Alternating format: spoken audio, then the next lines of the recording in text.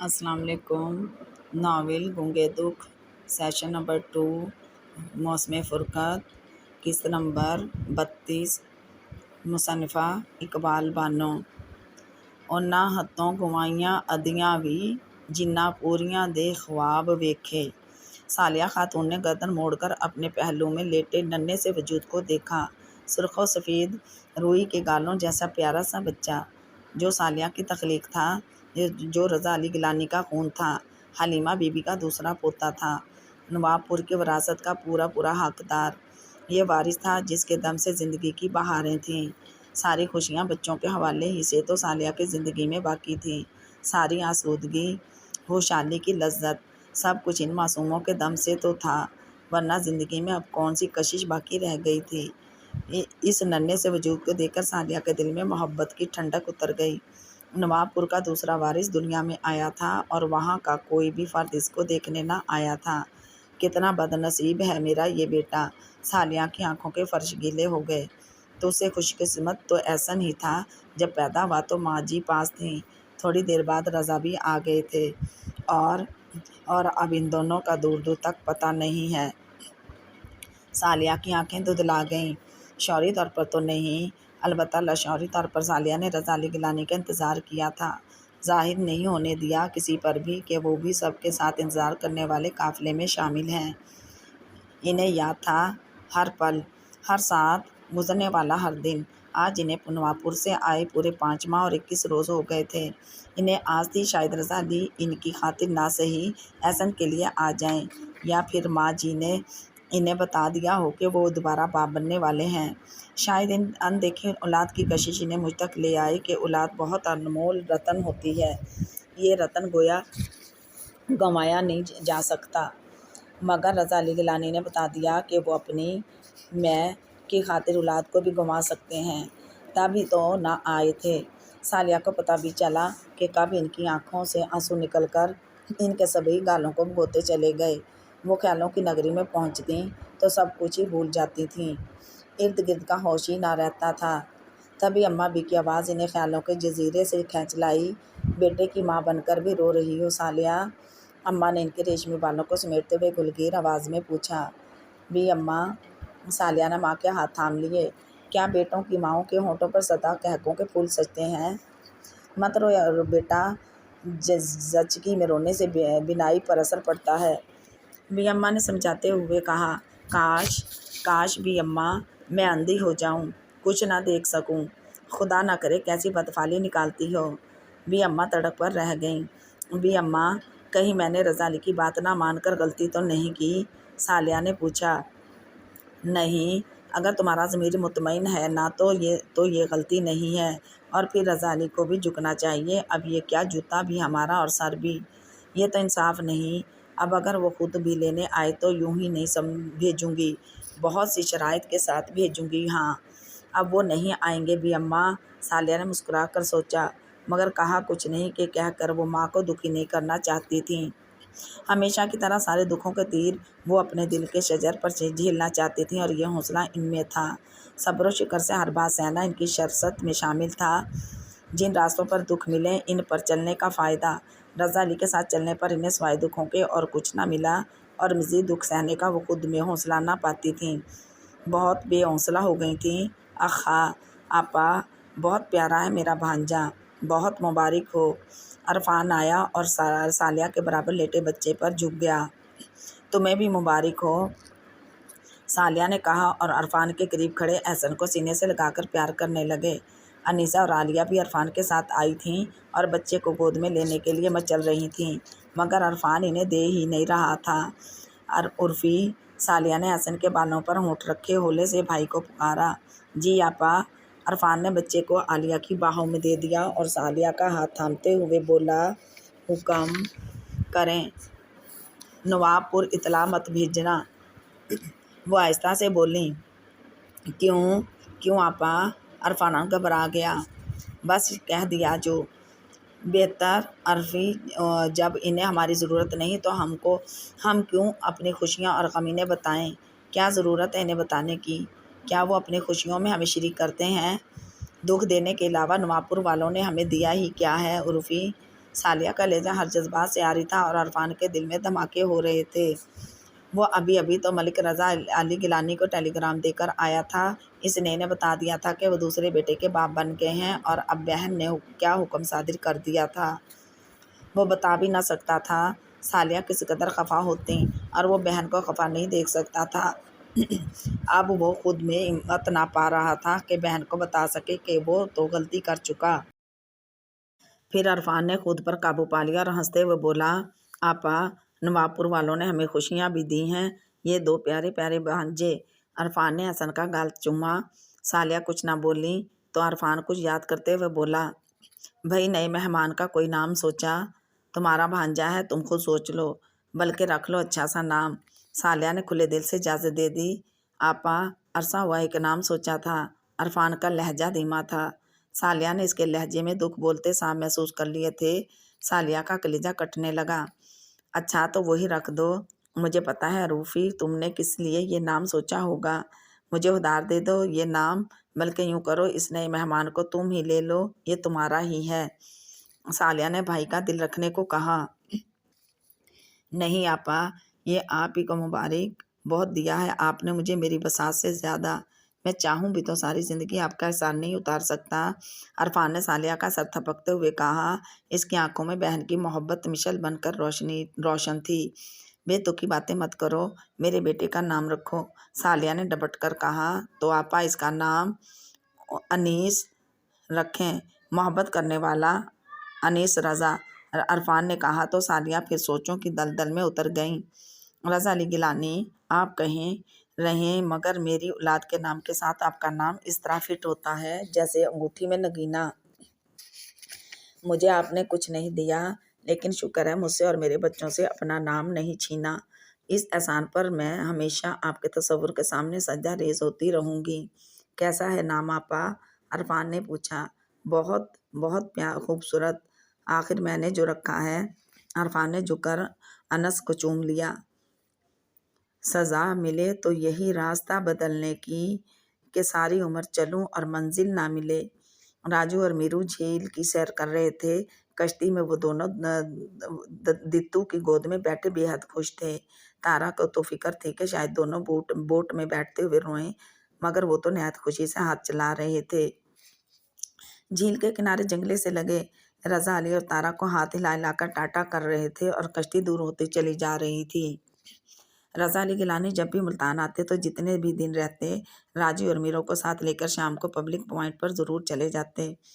کبھی کمپنی باغ، جہاں سبزے پر میرو اور راجو اپنے چھوٹے چھوٹے قدموں سے ایک دوسرے کے پیچھے دوڑتے ہوئے کئی بار گرتے تھے۔ سسٹر تھریسل کا دل اچھل اچھل کر رہ جاتا۔ کبھی وہ قاسم باغ چلے آتے۔ قلعہ پر سے شہر کو دیکھنا نہایت اچھا لگتا، اور کبھی قرا اکثری جھیل کے نام نکلتا۔ شہر سے باہر بنی یہ جھیل ہر خاص عام کی تفریح گاہ تھی، جس کا پلے لینڈ بچوں کے لیے خاص کشش رکھتا تھا۔ انہیں تارا اور بچوں کے ہمراہ کبھی خوف محسوس نہ ہوتا تھا کہ کوئی دیکھ لے۔ لگتا تھا اب ہر خوف سے بے نیاز ہو کر رہ گئے ہوں۔ تارا عموماً سیاہ برقعے میں ہوتی تھی، جبکہ سسٹر تھریسل بڑی سی چادر میں خود کو چھپا لیتی تھی۔ وہ آنے کو تو ان کے ساتھ آ جاتی تھیں کہ میرو اور راجو ان کے بغیر گاڑی میں نہ بیٹھتے تھے۔ پھر بچوں کو دتو کھلاتا رہتا۔ تارا اور رضا علی روشوں پر ٹہلتے ہوئے دور نکل جاتے اور سسٹر تھریسل سب سے الگ تھلگ میگزین پڑھتی رہتی، جو وہ اپنے بڑے سے بیگ میں رکھ کر چلتی تھیں۔ ہاں سسٹر تھریسل، رضا علی کے لبوں سے آہ نکلی۔ تارا کی نظریں تو بوٹ پر تھیں، جبکہ رضا علی نے گردن ترچھی کر کے دیکھا۔ تھوڑے ہی فاصلے پر تو سسٹر سبزے پر بیٹھی، آنکھوں پر گولڈن فریم کی اینک لگائے ریڈرز ڈائجسٹ کا مطالعہ کر رہی تھی۔ رضا علی نے ان کے لیے مختلف انگلش میگزین لگوا دیے تھے کہ اس شہر میں اور گیلانی ہاؤس میں ان کا ہم زبان کون نہ تھا بھلا۔ تب رضا علی نے سوچا تھا، ہم زبان نہ صحیح اپنا لٹریچر ہی پڑھ کر بندہ ذہنی طور پر آسودہ تو ہو ہی جاتا ہے۔ یہی سوچ کر انہوں نے سسٹر تھریسل کے لیے آسودگی کا سامان کیا تھا۔ پھر جب بھی وہ آؤٹنگ کے لیے نکلتے تو تھریسل کو ضرور ساتھ لیتے۔ کتنا گریس ہے سسٹر کی شخصیت میں، رضا علی کو محسوس ہوا جیسے یہی گریس ہی سسٹر تھریسل کی شخصیت کی پہچان ہے۔ وہ خود کو اپنی عمر سے بہت بڑا سمجھنے لگی تھیں۔ یوں بھی جب انسان کو ٹھوکنے لگتی ہیں تو وہ ٹوٹ پھوٹ جاتا ہے، ریزہ ریزہ ہو وجود ہو جائے اور پارا پارا دل تو دنیا ہی سے طبیعت اچاٹ ہو جاتی ہے۔ مر جانے کو جی چاہتا ہے مگر موت بھی چاہنے سے کم ملتی ہے۔ یہ تو وقت مقررہ پر ہی آنی ہے۔ یوں بھی زندگی تو خدا کی دی ہوئی نعمت ہوتی اور زندگی کے لمحے لمحے سے خوشیاں کشید کرنا انسان کا پیدائشی حق ہوتا ہے۔ شاید یہی سوچ کر سسٹر تھریشر مطمئن تھیں۔ رضا علی گیلانی کی چھوٹی سی فیملی کے ساتھ وہ مکمل طور پر سیٹ ہو چکی تھیں۔ راجو اور میرو تو تارا کے بجائے ان سے زیادہ اٹیچ تھے اور وہ بھی تو ان دونوں کو دل و جان سے چاہتی تھیں۔ تارا کی خاطر وہ ان کے ساتھ دل نہ چاہتے ہوئے بھی چلی جاتی۔ سنے رضا، تارا نے ان کے بازو پر ہاتھ رکھ کر مخاطب کیا۔ ہوں، کن سوچوں میں گم تھے؟ تارا نے پوچھا۔ کہیں نہیں، یہی تھا، وہ مسکرائے۔ لگتا تو نہیں، تارا نے شوخی سے کہا۔ یقین کرو جانا، تم قریب ہو تو میں کچھ نہیں سوچ سکتا۔ رضا، جھوٹ اچھا نہیں لگتا۔ وہ ہنسی۔ تمہیں میری محبت پر اب تک اعتبار نہیں آیا؟ انہوں نے شکوہ کیا۔ بے اعتبار میں نہیں ہوں رضا، مگر میں پاس ہوں اور آپ خلاؤں میں کسی انجانے خواب میں کھوئے ہوئے ہوں۔ بھلا یہ بھی کوئی پیار کی باتیں ہیں؟ تارا کے لب مسکرا رہے تھے اور اس کی آنکھوں میں شریر سی چمک تھی۔ رضا علی سمجھ گئے کہ وہ انہیں فضولی میں چھیڑ رہی ہے۔ ہاں، خواب تو میں دیکھ رہا تھا۔ کیسا خواب؟ تارا بولی کہ ہمارے بہت سارے بچے ہوں اور سارے اس ایک بوٹ میں سیر کرتے ہوئے شور و غل مچا رہے ہوں۔ بہت بے تکا خواب ہے۔ تارا ہنسی۔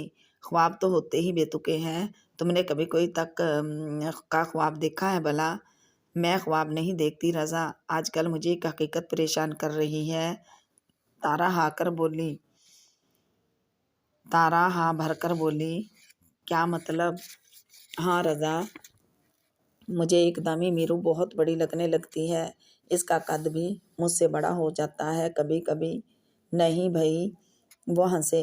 یقین کریں آپ، میں میرو کو دیکھتی ہوں تو طرح طرح کی پریشانیاں مجھے جکڑ لیتی ہیں۔ تارا کا لہجہ یاسیت بھرا تھا۔ کیوں؟ رضا علی نے حیرت سے پوچھا۔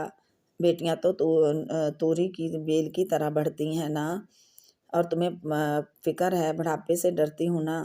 رضا علی مسکرائے۔ شاید، تارا نے آہستہ سے کہا، مگر نہیں رضا، بڑھاپا تو ایک حقیقت ہے۔ مجھ جیسی عورت کو بڑھاپے سے نہیں بلکہ بیٹی کے بڑھتے قد سے خوف آتا ہے۔ مجھ جیسی عورت کو ماں کی نیندیں بیٹی کی جوانی اڑا دیتی ہے۔ اس کی آواز بھر آئی۔ او تارا، رضا علی ہنس دیے۔ ابھی تو ہماری بیٹی نے چلنا شروع کیا ہے، 1.25 سال کی تو ہے۔ ابھی تم دل میں ایسی سوچوں کو جگہ نہ دو، جو خدا کرے گا بہتر کرے گا۔ تم فکر نہ کیا کرو۔ کیوں نہ فکر کروں؟ اس کا انداز بے تابانہ تھا۔ میں جو ہوں، میں تارو، اپنی ساری پریشانیاں مجھے دے دو بس۔ میرو ہم دونوں کی بیٹی ہے نا، ابھی تو وہ بہت معصوم ہے۔ بہت عرصہ پڑا ہے اس کے بڑا ہونے میں اور مجھے یقین ہے کہ وہ ماں کی طرح بہت عقل مند اور سیانی ہوگی۔ تم ابھی سے خود کو سوچوں میں مت ڈبو۔ رضا علی دھیمے دھیمے لہجے میں بول رہے تھے اور تارا سوچنے لگی۔ رضا، مرد تو بہت ہی بے اعتبار قوم ہے۔ جب آپ صالحہ آپا کی اس قدر خدمت گزاری کے باوجود اس کے نہ ہو سکے تو میرے کیا ہوں گے؟ مجھے تو ہر پل آپ سے بچھڑ جانے کا دھڑکا لگا رہتا ہے کہ آپ ہاتھ چھڑا کر آگے بڑھ جائیں۔ اولاد بھی تو آپ کے قدموں کی زنجیر نہیں بنتی۔ جگر گوشوں کو رونتے ہوئے بھی آپ نہیں ڈرتے۔ صالحہ کا ہوتے ہوئے جب آپ مجھ سے شادی کر سکتے ہیں تو بھلا اعتبار کیسے کر لوں کہ مزید پرواز نہیں کر سکتے؟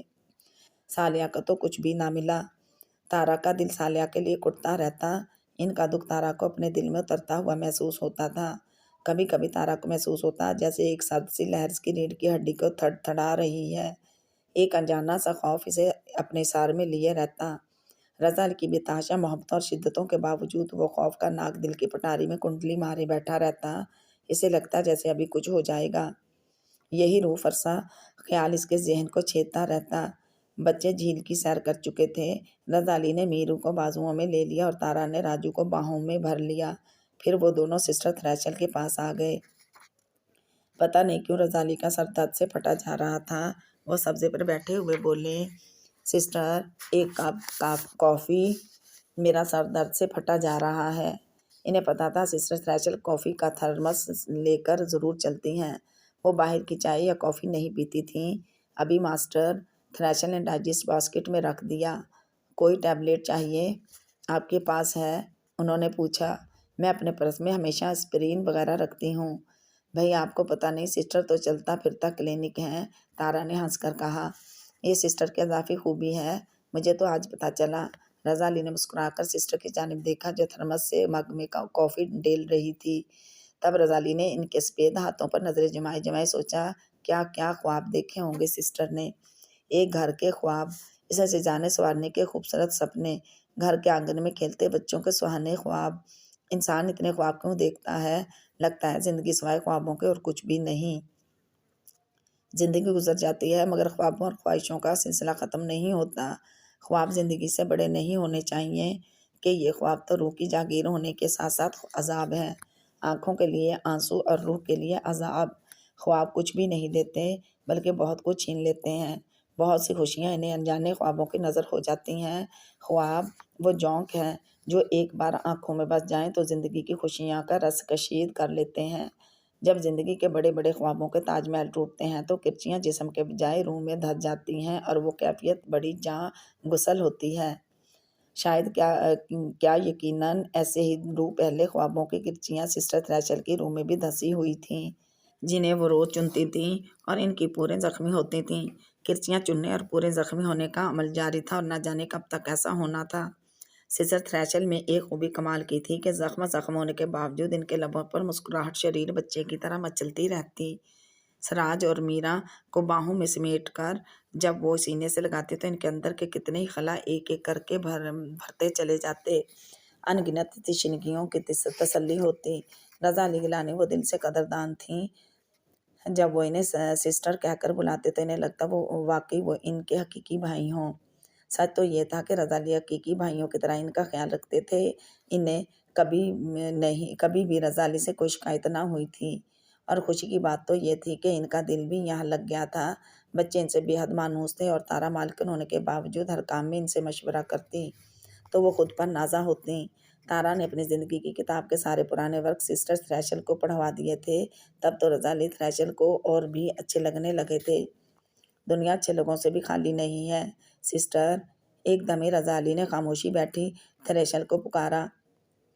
تارا بچوں اور دتو کے ساتھ پلے لینڈ کی طرف چلی گئی تھی۔ جی ماسٹر، آپ کا دل چاہتا نہیں اپنے والدین بھائی بہن سے ملنے کو؟ جی میں سمجھی نہیں، وہ گھبرا گئیں۔ اتنی مشکل بات تو نہیں جو آپ سمجھ نہیں سکیں۔ بس ماسٹر، جن راستوں کو چھوڑ دیا سو چھوڑ دیا۔ میں اپنا ملک اپنے لوگ چھوڑ کر ہی تو ادھر آپ کے ملک آئی تھی، واپس جانے کے لیے تو نہیں آئی تھی۔ سسٹر اگر آپ چاہیں تو، انہوں نے کہنا چاہا۔ نائیں ماسٹر، ہم نہیں جائیں گے۔ پھر واپس آ جائیے گا، سب سے مل آئیں، میں انتظام کر دوں گا۔ انہوں نے مل آئیں، اپنوں سے مل آئیں۔ آپ لوگ میرے اپنے ہیں ماسٹر، میں میرو اور راجو کے بغیر نہیں رہ سکتی۔ میں نہیں جانا چاہتی یہاں سے کہیں بھی۔ تھریشل نے نہایت سخت لہجے میں انکار کر دیا اور رضا علی بس انہیں دیکھ کر رہ گئے۔ ماسٹر، ایک بات پوچھوں؟ اجازت کی کیا ضرورت ہے سسٹر، آپ پوچھیں۔ آپ ناراض تو نہیں ہوں گے؟ بہنوں سے بھائی ناراض نہیں ہوتے سسٹر، اور آپ میری بہن ہیں۔ رضا علی کا لہجہ نہایت نرم تھا۔ آپ کل سے آئے ہیں ماسٹر، مجھے کچھ پریشان دکھتے ہیں، بتائیں کیا پرابلم ہے؟ لگتا ہے آپ کے اندر کلوورر جاری ہے، اتنی گہری نظر ہے آپ کی۔ وہ حیرت سے بولے، اپنی پرابلم؟ Any problem? کوئی پرابلم سی پرابلم ہے سسٹر۔ رضا علی نے بازو پیچھے کر کے تلیاں گھاس پر ٹکا دیں۔ مجھے بتائیے، آپ کو بتانے سے کیا ہوگا؟ کہتے ہیں 1 اور 1 11 ہوتے ہیں۔ آپ کے مسئلے کا کوئی حل تو نکل ہی آئے گا۔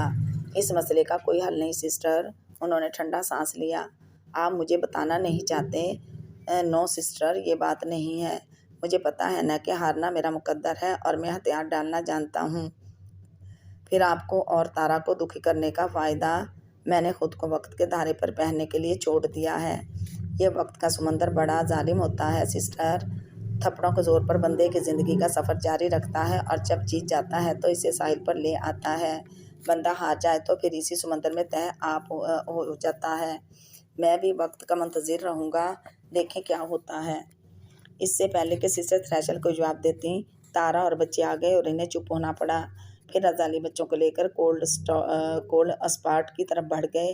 تھریشل نے تارا سے نظر بچا کر اینک اتار کر ٹیشو پیپر سے اپنی گیلی آنکھوں کو صاف کیا اور پھر ڈوبتے سورج کو دیکھنے لگیں جو دور کھجوروں کے درختوں کے اس پار آہستہ آہستہ اتر رہا تھا۔ نہیں، انہیں چھوڑ دو انہیں، میں انہیں کہیں نہیں جانے دوں گی، چھوڑو۔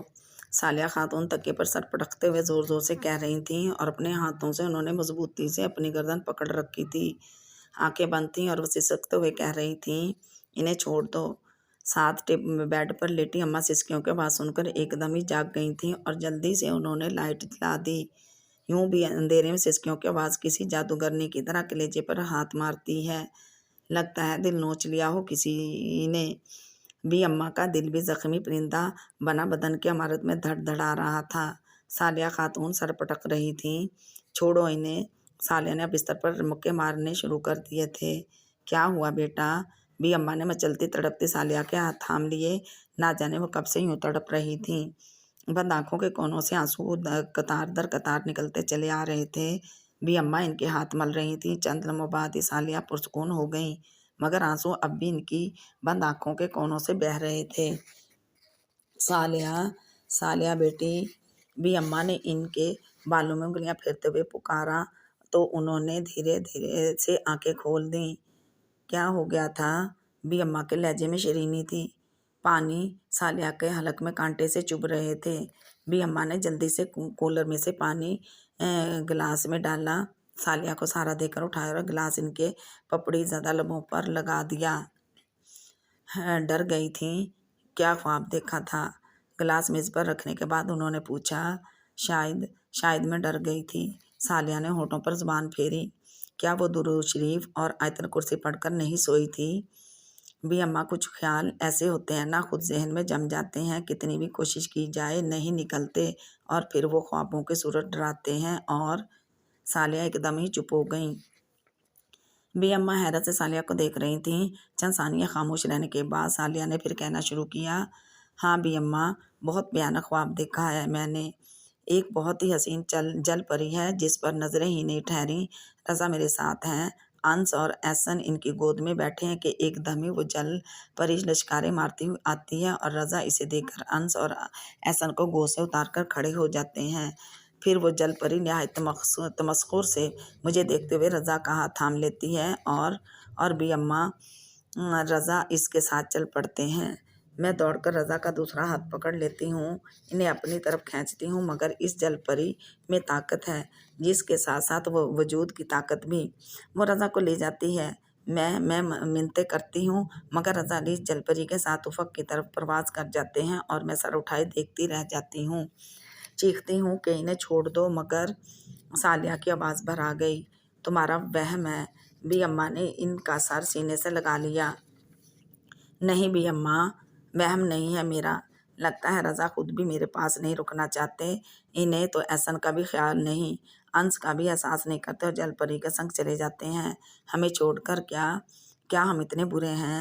سالیہ نے سسکتے ہوئے کہا۔ کیا ہے اس خواب کی تعبیر بھی اماں؟ بھی اماں بیٹی کو اس خواب کی تعبیر بتاتی، وہ تو خود خیالوں کے سمندر میں وسوسوں کی نیا بنی ڈول رہی تھیں۔ تبھی انس کے رونے کی آواز پر سالیہ تڑپ کر ماں سے علیحدہ ہوئی اور کاٹ میں لیٹے انس کو دیکھا جو پاؤں مارتے ہوئے رو رہا تھا۔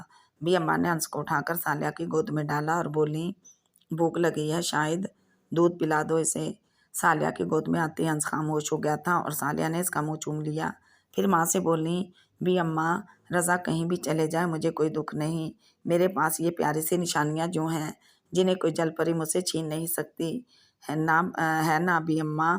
سالیہ نے انتہائی معصومیت سے پوچھا کہ بھی اماں سر ہلا کر رہ گئیں اور سالیہ انس کو دیکھنے لگیں جو پھر سو گیا تھا۔ ملک صاحب، آپ کو تو پتہ بھی نہیں کہ سالیہ کو قدرت نے دوسری بار کتنے بڑے اور سندر روپ میں نوازا ہے۔ میرا خدا مجھ پر ہر معاملے میں مہربان رہا ہے۔ اس کا یہ احسان ہے کہ اس نے مجھے بیٹی نہیں دی۔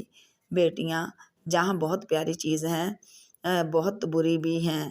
ان کی قسمتوں سے ڈر لگتا ہے، خوف آتا ہے ان کے نصیبوں سے، اور بیٹے تو اپنا نصیب خود بناتے ہیں، نہ ملے تو چھین لیتے ہیں، مگر بیٹیوں میں اتنی جرأت کب ہوتی ہے؟ اپنے حقوق چھیننا تو درکنار اس کی پاسداری بھی نہیں کر سکتی، اور کبھی کبھی اپنے حقوق حاصل کرتے کرتے اپنا آپ ہی گنوا بیٹھتی ہیں، آنسوؤں سے ناتا جوڑ لیتی ہیں، بالکل میری طرح۔ شاید سب بیٹیوں کے دکھ ایک جیسے ہوتے ہیں اور آنسو بھی ایک جیسے۔ سالیہ کی آنکھوں سے سرخ آنسو نکلا جو انس کی پیشانی پر موتی بن کر جلملانے لگا۔ ملک رضا علی گیلانی کی شادی پر نواب پور کی حویلی کے علاوہ پورا گاؤں ہی خوشیوں کے ہنڈولوں میں جھول رہا تھا۔ ان کی پہلی شادی تو نہایت افراتفری میں ہوئی تھی کہ حلیمہ بی بی کو دل کے ارمان نکالنے کا موقع ہی نہ مل سکا تھا، اور اب انہوں نے ساری خواہشیں پوری کی تھیں، سارے ارمان پورے کیے تھے جو رضا علی کی پیدائش پر ہی ان کے دل میں مچلنے لگے تھے۔ وہ خوش تھیں، مگر اندر ہی اندر سالیہ کا دکھ بھی ان کا دل چیر رہا تھا، لیکن وہ کیا کرتیں؟ انہیں علم تھا کہ رضا علی اور سالیہ دونوں ضد میں آئے ہوئے ہیں، اور انہوں نے پورے 5.5 ماہ دونوں کی ضد ٹوٹنے کا انتظار کیا تھا، مگر جوں جوں دن گزرتے رہے تھے ضد کا قلعہ اور مضبوط ہوتا چلا جا رہا تھا۔ حلیمہ بھی جانتی تھی کہ نہ رضا علی سالیہ کو لینے جائیں گے اور نہ ہی وہ ان کے بلاوے پر بھاگی آئیں گی۔ یوں بھی رضا علی نے ان کے ساتھ کون سے اچھے سلوک کیے تھے جو وہ کاغذ کے پرزے پر لکھے ہوئے جملوں کی زنجیر سے بندھی چلی آتی۔ لگتا تھا اب تو ازدواجی زندگی پر جدائی کی لکیر بھی پھر چکی ہے، اور ان دونوں کی ضد کی خاطر حلیمہ بی بی اپنی حویلی ویران نہ کرنا چاہتی تھیں۔ تبھی تو انہوں نے ہمیشہ کے لیے زریں کو لانے کا فیصلہ کر لیا تھا، اور آج وہ فیصلہ پایہ تکمیل کو پہنچ گیا تھا۔ رضا علی کو سالیہ کا دکھ تو تھا ہی، مگر وہ تارا کے لیے بھی دکھی ہو رہے تھے۔ تارا کی شدتیں اور محبتیں ان کا دل چیر رہی تھیں، کس قدر چاہتی تھیں وہ انہیں، اور وہ بھی تو اس پر پروانہ وار نثار ہوتے تھے۔ انتہائی بزدلی کا ثبوت دیتے وہ ماں ستارہ کے بارے میں کچھ بھی نہ کہہ سکے، بتا بھی دیتے تو کیا ہو جاتا؟ ماں جی اس کا پورا شجرہ و نسب کھنگال لیتی، اور جب انہیں یہ پتہ چلتا کہ تارا ایک طوائف زادی ہے تو حویلی میں تو طوفان آتا، رضا علی کی زندگی میں بھی طوفان آ جاتا۔ پھر خاندان کے بزرگ انہیں اتنا مجبور کرتے کہ تارا کو چھوڑنا ہی پڑتا۔ یہ ان کے خاندان میں برسوں پرانی رسم تھی۔ طوائف سے کتنی ہی چاہت سے شادی کر لو، مگر بزرگوں کو جب علم ہوتا تو وہ علیحدگی کروا کے ہی دم لیتے تھے۔ سالیہ کے بعد تارا سے بچھڑنے کا ان میں حوصلہ نہ تھا۔ یوں بھی جب سے سالیہ گئی تھیں وہ بہت کم حوصلہ ہو گئے تھے، بہت ہی نرم خو، ساری اکڑ اور غرور وقت کے دریا میں بہہ گیا تھا، مگر یہ تو ان کے اندر کی نرمی تھی، اور باہر سے تو وہ ویسے ہی تھے روب دبے والے۔ 2 روز قبل وہ تارا کے پاس سے ہو کر آئے تھے، تب چاہنے کے باوجود بھی وہ اسے کچھ نہ بتا سکے، کچھ نہ کہہ سکے کہ کتنے مجبور کر دیے گئے ہیں وہ زریں سے شادی کرنے پر۔ اور جب بارات دلہن کو لے کر واپس نواب پور آئی تو حویلی کے بڑے گیٹ سے داخل ہوتی ہوئی موٹر کو جادو نے ایک دم ہی بریک لگا لیے، کیونکہ سامنے ہی کرمو آ گیا تھا۔ مالک مالک، وہ نہایت گھبرایا ہوا بول رہا تھا۔ ملک رضا علی گیلانی کا دل ڈوبنے لگا۔ خدا خیر کرے، انہوں نے دل پر ہاتھ رکھ لیا۔ کیا بات ہے؟ وہ مالک، آپ کے جاتے ہی یہ تار آیا تھا۔ کرمو نے لرزتی ہوئی آواز کے ساتھ لفافہ ان کی طرف بڑھایا۔ تار؟ دوسری طرف دلہن کے برابر بیٹھی حلیمہ بی بی کانپ گئیں۔ یا اللہ خیر! فکر نہ کریں ماں جی، انہوں نے لفافے سے ٹیلی گرام نکالتے ہوئے ماں کو دلاسا دیا، مگر دل میں ان کے بھی ہول اٹھ رہے تھے۔ خوشی کے موقع پر یہ تار جیسی بدشگونی ہو گئی تھی۔ آپ بیٹے کی پیدائش پر مبارکباد قبول کریں۔ عرفان صدیقی، ان کی نظروں نے ایک لمحے میں یہ لائن پڑھ لی تھی۔ ان کی آنکھوں میں لمحے بھر کے لیے جگنو چمکے اور پھر آنکھوں کے گوشوں ہی میں گم ہو گئے۔ انہیں لگا جیسے کہ ان کا گال گوتھنا بچہ باہیں پھیلا کر انہیں اپنی طرف بلا رہا ہے۔ ملک رضا علی گیلانی کے لب مونچھوں تلے مسکرا دیے اور انہوں نے لفافہ جیب میں ڈال لیا۔ رضا علی کے لبوں کی مسکراہٹ نے ماں کی دل کی گھبراہٹ کم کر دی، پھر بھی وہ پوچھ ہی بیٹھیں، کس کا تار ہے؟ میرے دوست کا شادی کی مبارکباد دی ہے، اصل میں وہ خود نہیں آ سکا تو تار بھیج دیا۔ انہوں نے لمحے کے 1000ویں حصے میں جھوٹ گھڑ لیا اور جادو سے بولے، گاڑی آگے بڑھاؤ۔ جادو نے حکم کی تعمیل کی اور پھر موٹر برآمدے کے سیڑھیوں کے ساتھ ہی روک دی۔ حلیمہ بی بی جلدی سے اتری۔ ان کی پچھلی کار میں سمینہ، سعیدہ اور فارینہ تھیں۔ وہ بھی اتر کر جلدی سے دلہن کے سواگت کے لیے آگے بڑھیں اور دلہن بنی سجی سنوری زریں کو سہارا دے کر موٹر سے اتارا۔ حیات بی بی نے فوراً ہی زریں کے قدموں تلے سفید دودھ جیسی روئی رکھ دی تاکہ ہمیشہ سنگلاخ زمین اس کے لیے روئی جیسی نرم رہے۔ سمینہ اور فارینہ زریں کو تھام کر آگے بڑھیں۔ رضا علی بھی ان کے ساتھ تھے۔ گاؤں کی لڑکیاں دولہا دلہن پر گلاب کی پتیاں نچھاور کر رہی تھیں اور سعیدہ برآمدے کے ستون سے ٹکی کھڑی تھی۔ یہ منظر دیکھنے کی تعبیر کہاں تھی اس میں؟ آج بھی وہ چاہتی تھی کہ رضا علی سے دیکھیں، سراہیں، مگر انہوں نے تو ایک نظر بھی اس پر ڈالنا گناہ سمجھا تھا اور سعیدہ کی روح پر چھالے پڑ گئے تھے۔ بھیا تم دلہن کو کس طرف لے جا رہی ہو؟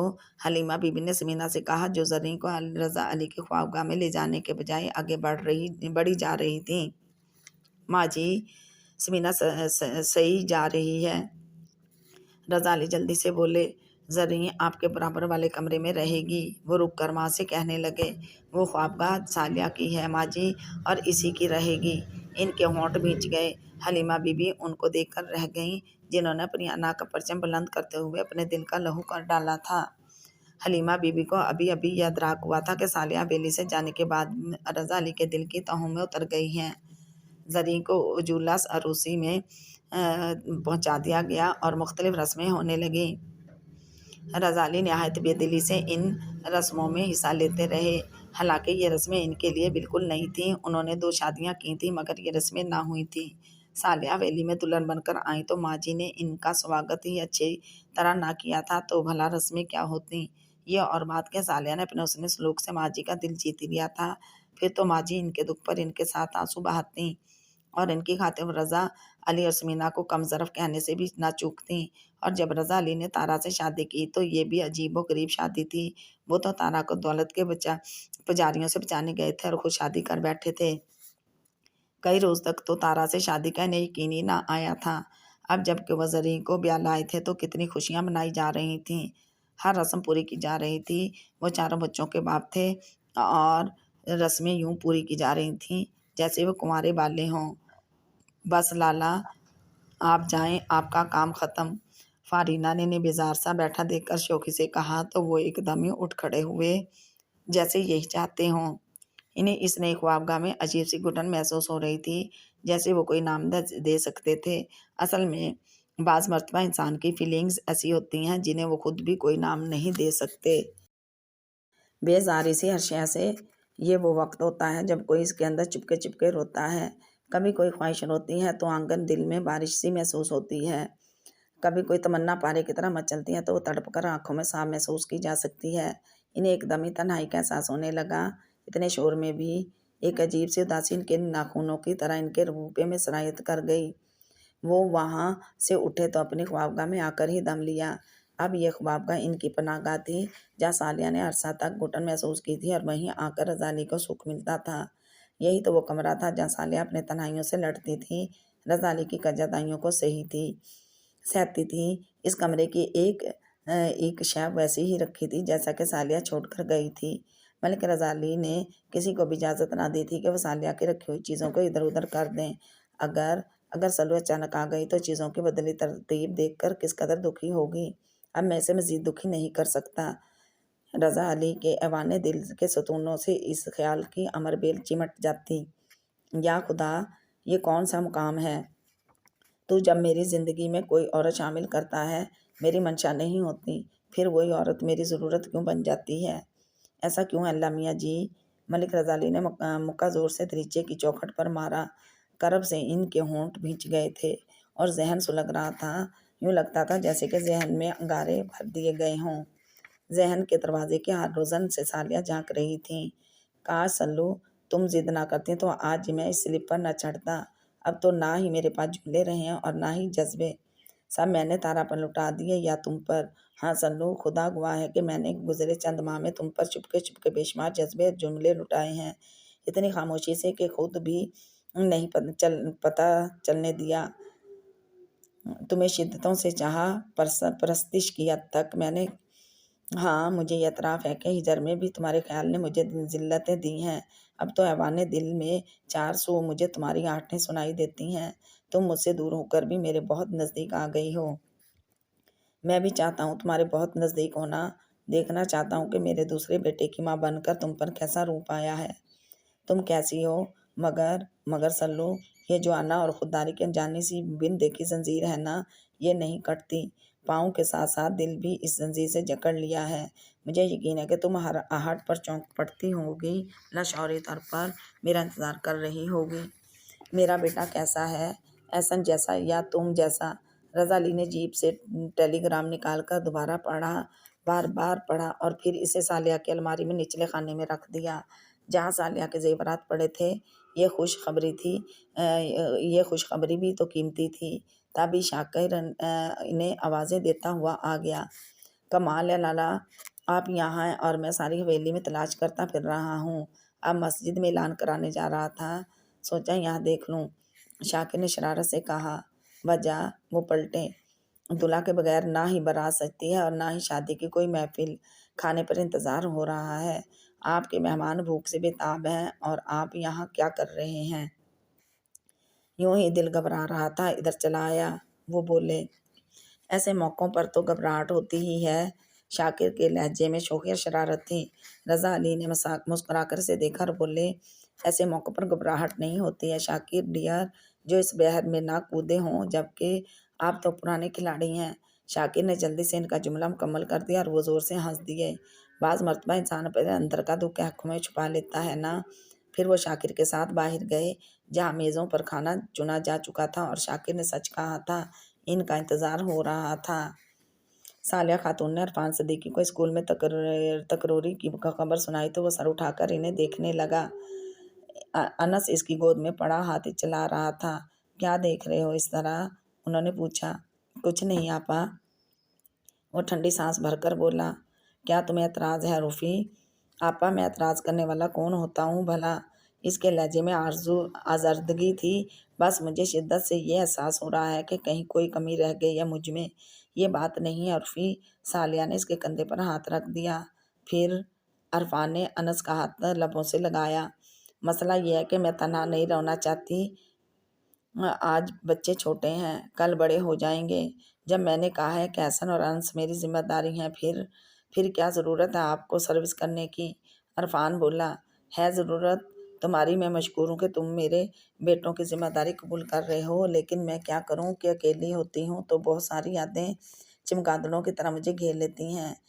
اس طرح تو یہ ہوگا کہ کچھ وقت اسکول میں اور کچھ وقت حسن اور انس کے ساتھ گزر جائے گا، یوں ہی زندگی گزر جائے گی۔ اور ہاں، مجھے ایم اے پرائیویٹ کے رجسٹریشن فارم بھی لا دینا، لگے ہاتھوں ایم اے بھی کر لوں، بہت وقت ہے میرے پاس۔ وہ ہنس دیں۔ دیکھو، پہلے میں وقت کو ترستی تھی اور اب وقت کاٹے نہیں کٹتا۔ یہ سب دل کے بہلاوے ہیں آپا، لیکن مجھے پسند نہیں کہ آپ جاب کریں۔ آپ بچوں کو وقت دیں، وہ اکیلے رہ جائیں گے۔ حرج ہی کیا ہے بھلا؟ بہت حرج ہے آپا، آپ نہیں سمجھ سکتی۔ عرفان نے ہاتھ پر مکے مارتے ہوئے کہا۔ مجھے سمجھاؤ پھر۔ صالحہ کے اطمینان میں کوئی فرق نہ آیا۔ آپ سب جانتی ہیں آپا، مجھے حکم کریں آپ کو جس چیز کی ضرورت ہے۔ اس طرح میری غیرت کو اپنی انا کے برمے سے مت چھیدیں آپا۔ تم ڈرتے ہو کہ لوگ کیا کہیں گے؟ صالحہ نے پوچھا۔ عرفان نے صرف انہیں دیکھنے پر اکتفا کیا، منہ سے کچھ بولا نہیں۔ دیکھو عرفی، دنیا کا کیا ہے، یہ تو کسی کو سکھی دیکھ ہی نہیں سکتی۔ پھر میری اپنی خواہش ہے سروس کرنے کی۔ میرا خدا گواہ ہے کہ مجھے کوئی تکلیف نہیں ہے، مگر فالتو بیٹھے بیٹھے بالکل ڈل ہو جاؤں گی۔ گھر کا کام بھی مجھے نہیں کرنے دیا جاتا۔ احسن کو تم نے اتنے کھلونے لا دیے ہیں کہ وہ میری طرف دیکھتا ہی نہیں۔ انس کو بھی اماں اس وقت میرے حوالے کرتی ہیں جب وہ فیڈ کے لیے روتا ہے۔ اب بتاؤ بھلا میں اکیلی کیا کروں؟ میں ایسی زندگی کی عادی نہیں ہوں۔ آپ کا کہنا بجا آپا۔ اگر رضا بھائی آ گئے پھر؟ صالحہ عرفان کی بات پر مسکرا دی اور بولی۔ وہ نہیں آئیں گے۔ آپ اتنے یقین سے کہہ رہی ہیں؟ مجھے پتا ہے کہ وہ کتنے انا پرست ہیں۔ وہ چاہتے ہیں کہ میں خود ہی ان کے یہاں پہنچ جاؤں، ان کی ہر زیادتی بھول جاؤں، مگر عرفی شاید وہ نہیں جانتے کہ میں نے اپنی انا کے ناک کو کتنا کچلا تھا۔ یہ انا کا ناک جو کنڈلی مارے سر نوائے بیٹھا رہا تھا، ایک دم اس نے سر اٹھایا ہے، انہوں نے میری انا کے ناک کو چھیڑ دیا۔ غلطی ان کی ہے اور جھکوں میں تو یہ اس طرح ہے جیسے سورج مغرب سے نکل آئے۔ وہ بھی جھکنے کو تیار نہیں۔ آپا پھر تبھی تو میں جاب کرنا چاہتی ہوں اور سروس نہیں۔ نئی بات تو نہیں ہے میرے لیے، یہی سمجھوں گی کہ 4 سال ریسٹ کیا ہے۔ صالحہ مسکرائیں۔ میرا خیال ہے کہ آپ سروس نہ کریں، ایم اے کر لیں۔ عرفان نے مشورہ دیا۔ نہیں، ایم اے بھی ہو جائے گا۔ پھر میرا ارادہ لیکچرر شپ کا ہے۔ کتنی خواہش تھی میری عرفی کہ میں کسی کالج میں پڑھاؤں، اور میرے خیال میں اس خواہش کی تکمیل کا وقت اب آیا ہے۔ خدا کو ہی علم ہوتا ہے کہ کیا ہمارے لیے کب مناسب ہے، ثالیہ کہہ رہی تھیں۔ تبھی انس نے عرفان کی گود میں ہمکنا شروع کیا تو ثالیہ نے ہاتھ بڑھا کر اسے اپنی گود میں لے لیا اور پھر کچھ یاد کرتے ہوئے بولیں، ہاں یاد آیا، ایک بات کرنی تھی تم سے۔ جی کہیے۔ تم نے اپنے بارے میں کیا سوچا ہے عرفی؟ میں سمجھا نہیں۔ سمجھ تو تم گئے ہو، مستقبل کے کیا ارادے ہیں؟ بہت نیک ہیں، وہ شرارت سے بولا، اور ان نیک ارادوں میں کہیں شادی کا ارادہ بھی ہے نا؟ وہ دروازہ میں نے بند کر دیا ہے، وہ سنجیدگی سے بولا۔ وجہ؟ انہوں نے آبرو چڑھا کر پوچھا۔ بس آپا، اب اس دروازے سے کوئی داخل نہ ہو سکے گی۔ عرفان کا لہجہ دکھوں کی بارش میں بھیگا ہوا تھا۔ عرفی، دل کا سفر ایسا تو نہیں جسے ایک منزل کے بعد ختم کر دیا جائے۔ زندگی میں تو نشیب و فراز آتے ہی رہتے ہیں۔ یہ نشیب و فراز تو نہیں تھا آپا، یہ تو طوفان تھا جو سب کچھ ہی ملیا میٹ کر کے چلا گیا۔ وہ دکھی تھا۔ خیر تمہیں اب سوچنا چاہیے اپنے مستقبل کے بارے میں، ثالیہ نے کہا۔ میرا مستقبل انس اور احسن ہے آپا، اگر ازالی آ کر انہیں لے گئے پھر؟ ثالیہ نے پوچھا تو وہ لاجواب ہو گیا۔ اسی لیے میں اور بھی اماں چاہتے ہیں ابا میاں کی برسی کے بعد تمہاری شادی کر دی جائے۔ تمہارے بچے ہوں گے تو میرے بچوں کی بھی تنہائی مٹ جائے گی۔ پلیز آپا، وہ منمنایا۔ کچھ نہیں کہو، میں نے تمہارے لیے انیسہ پسند کر لی ہے، بس فاخرہ خالہ کے ہاں باقاعدہ پیغام لے کر جانا ہے، تمہیں اعتراض کا کوئی حق نہیں دیا جائے گا۔ ثالیہ کے لہجے میں محبت بھی تھی اور رغبت بھی۔ میں شادی نہیں کروں گا، ایک ہی بہت ہو چکی۔ اس کے لہجے میں تھکن اتر آئی۔ تمہیں میں نے کہا نا کہ اگر ایک بار ٹھوکر لگ جائے تو منزل سے رخ نہیں موڑنا چاہیے۔ منزل کی جستجو چھوڑنا مردانگی نہیں ہے۔ یہ ٹھیک ہے کہ کبھی کبھی انتخاب غلط ہوتا ہے، لیکن انیسہ میرا اور بھی اماں کا انتخاب ہے، اور مجھے یقین ہے کہ تم میرے انتخاب کی داد دو گے۔ اس میں کسی جذباتی فیصلے کا دخل نہیں ہے۔ میں بہت سوچ سمجھ کر ہم نے انیسہ کو منتخب کیا ہے۔ خدا نے چاہا تو تمہاری ساری غلطیوں کا ازالہ ہو جائے گا اور تم خوش رہو گے۔ ثالیہ نے کہا۔ آپا، میں بھی خوش ہوں، وہ بولا۔ عرفی، کیا تم مجھے کوئی خوشی نہیں دو گے؟ آپا، یہ آپ کیا کہہ رہی ہیں؟ صحیح کہہ رہی ہوں، میرے تمہارے نزدیک کوئی حیثیت نہیں ہے۔ ثالیہ کی آنکھوں میں آنسو آ گئے اور عرفان تڑپ کر رہ گیا۔ پلیز آپا، میں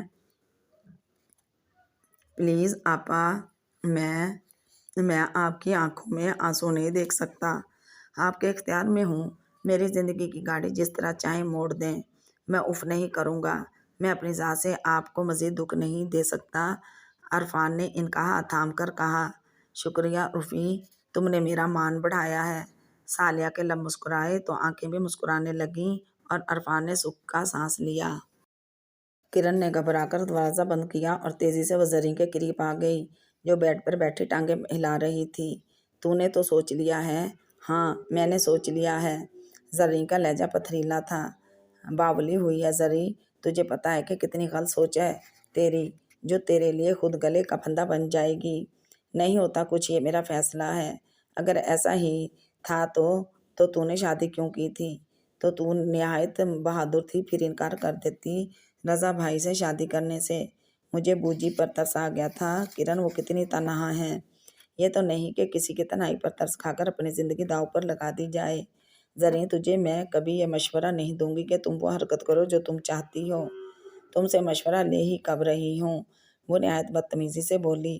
بس تم اپنی آپا صاحبہ سے کہنا کہ وہ مجھے مانے حمل کی گولیاں لا کر دے گی، میں رضالی گیلانی کا بچہ پیدا نہیں کروں گی۔ زریں کی آنکھوں میں چنگاریاں سلگ رہی تھیں اور کرن ظاہر بولی جا رہی تھی۔ تم کیوں اپنی دشمن بنی ہوئی ہو؟ کرن، یہ خود سے دشمنی نہیں، دوستی ہے، اور پھر دیکھو نا، سب کچھ احسن کا ہے۔ میں یہ ظلم نہیں کر سکتی کہ جائیداد کے وارث پیدا کر کے احسن کو اس کے حق سے محروم کر دوں۔ تم کرن نہیں جانتی مجھے احسن کتنا پیارا ہے۔ جب وہ مجھے ٹوٹے پھوٹے انداز میں پھپھو کہتا تھا تو وہ سرشاری میں نہیں بھول سکتی۔ یہ شرمندگی کیا کم ہے کہ میں اس کی سوتیلی ماں بن گئی ہوں۔ اس شرمندگی کا احساس مجھے کچوکے لگا دیتا ہے۔ پھر تو شادی نہ کرتی رضا بھائی سے۔ کرن نے اپنی بات دہرائی۔ میرے انکار نہ کرنے کی 2 وجوہات ہیں کرن، ایک تو وہی بوجھی کی تنہائی اور دوسری کرن کوئی اور عورت رضا علی کی بیوی بنتی تو وہ لازماً رضا علی کے بچوں کی تخلیق کرتی اور اس کی پوری کوشش ہوتی کہ احسن اپنے حق سے محروم رہے اور رضا علی کسی کمزور لمحے کی زد میں آ کر اس کے ساتھ ظلم کر دیتے، وہ کس قدر ہرٹ ہوتا۔ زریں وجوہات بتا رہی تھی اور کرن کے سمجھ میں نہیں آ رہا تھا کہ وہ کس طرح اسے سمجھائے، لیکن اسے پتا تھا کہ زریں کسی کے سمجھانے سے سمجھتی ہے، کرتی وہی ہے جو اس کا دل چاہتا ہے۔ آخر کرن ہار گئی۔ کافی بحث کے بعد بے شمار دلیلیں دینے کے باوجود بھی ہار کرن کا مقدر ہی بنی اور اس نے ٹوٹے ہوئے لہجے میں کہا، میں صاحبہ سے کہوں گی۔ تھینک یو سو مچ کرن۔ مارے خوشی کے ذریعے کرن سے لپٹ گئی۔ پورے خاندان میں صرف تو ہی باعتبار ہے میرے لیے، مجھے یقین ہے تو کبھی جمال کو بھی یہ بات نہیں بتائے گی۔